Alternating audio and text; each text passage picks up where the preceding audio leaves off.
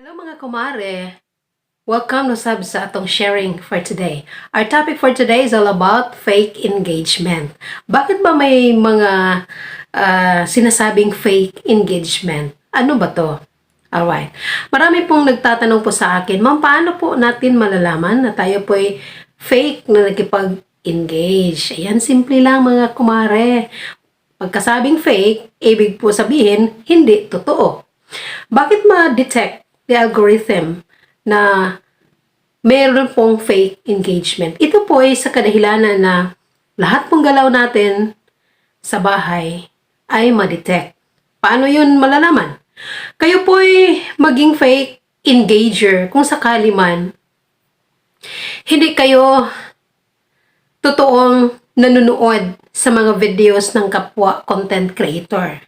Tapos, naglagay kayo ng comment na hindi po ayon sa ano po ang content ng video na nakita mo sana pero hindi mo pinanood, hindi mo tinapos. Pangalawa, maging fake engager ka, lalong-lalo na kung may mga ads doon sa mga videos ng kapwa content creator tapos nag-skip ka. Alam mo ba kung bakit? Dahil doon po kumikita si Meta. Yan po ang source ng sahod po sa lahat ng mga content creator. Kaya, huwag mong i-skip yung mga ads. Dahil yan ang buhay sa bahay. Kung lahat naman mag-skip, ibig pong sabihin, hindi panonoorin ang mga ads, ay nako, ano man ang mangyayari sa mga content creator? Ano man ang aasahan sa mga hindi pa nagkasahod? Kaya ma-detect talaga. Kaya dito sa bahay, mayroong sipag at tiyaga.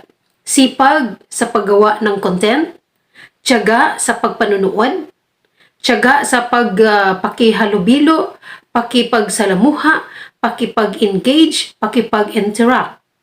So para hindi kayo maging fake engager, para maging totoo kayong nakipag-engage at malalaman ni Meta yun, kailangang panoorin ng buo ang mga videos ng ating mga kapwa content creator. Huwag mag-skip sa mga ads dahil yun ang pinaka-importante. Sana na nasagot ko ang katanungan ng ating mga kaibigan na nagtatanong po paano malalaman.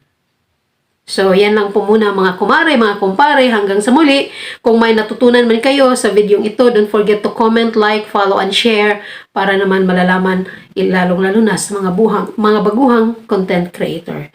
Mahigpit na yakap po sa inyong lahat. God bless and have a good day. Bye everyone!